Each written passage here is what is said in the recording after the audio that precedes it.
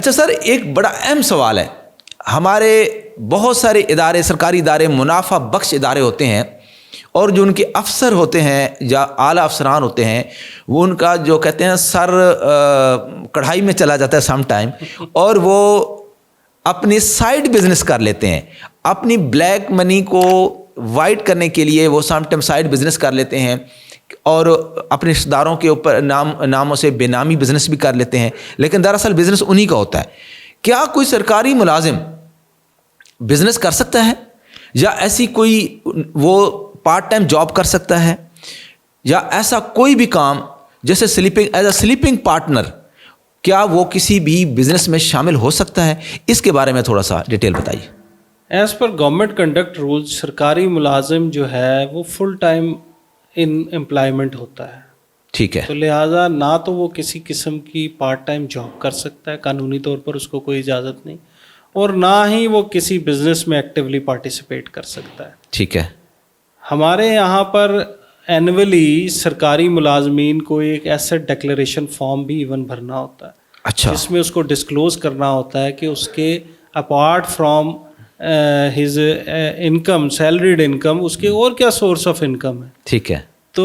Unfortunately اگر آپ کی بزنس ہوگا تو وہ آپ ڈسکلوز کریں گے تو آپ پرابلم میں آ سکتے ہیں۔ ٹھیک ہے، تو اس لیے سرکاری ملازم جو ہے وہ ڈائریکٹلی کسی بزنس میں انوالو نہیں ہو سکتا، اور نہ ہی وہ ڈائریکٹلی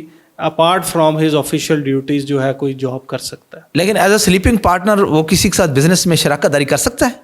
اگر اس کے پاس سرمایہ ہے اور اس نے کوئی بزنس میں سرمایہ لگایا ہوا ہے جہاں پر وہ ایکٹیولی خود پارٹیسپیٹ نہیں کر رہا، جیسے شیئرز خریدنا، اچھا، وہ اس کی انٹائٹلمنٹ ہے، اس میں کوئی جو ہے مذائقہ نہیں ہے، بشرطے کہ اس کو ڈسکلوز کیا جائے اپنے ایسٹ ڈکلیریشن میں، اور اس کو سورس بتانا ہوگا کہ یہ فلاں سورس سے یہ میں نے رقم حاصل کی، اور اس فلاں سورس سے اس کو میں نے وہاں پہ انویسٹ کیا۔ اگر کوئی بندہ یک دم ہی ارب پتی بن جاتا ہے اور اس کو سورس کا پتہ ہی نہیں ہوتا،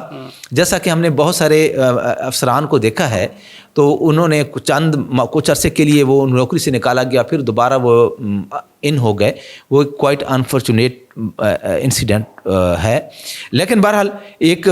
نٹ شیل میں یہ ہم کہہ سکتے ہیں کہ جی کوئی بھی سرکاری ملازم نہ کوئی بزنس کر سکتا ہے، نہ پارٹ ٹائم جاب کر سکتا ہے، نہ ہی فزیکلی کوئی ایسی ایکٹیویٹی کر سکتا ہے جس میں کوئی وہ جیسے پولیٹیکل ایکٹیویٹی آ سکتی ہے، کوئی بزنس ایکٹیویٹی آ سکتی ہے، کوئی کاروبار وٹ ایور جس قسم کا، جس سے اس کی جو